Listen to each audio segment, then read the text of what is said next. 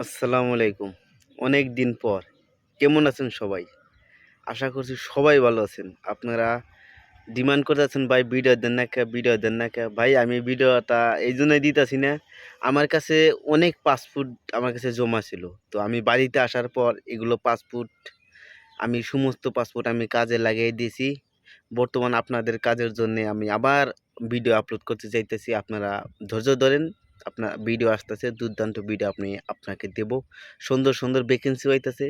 সেগুলো আপনাদের কাছে ইনশাআল্লাহ তাআলা শেয়ার করব।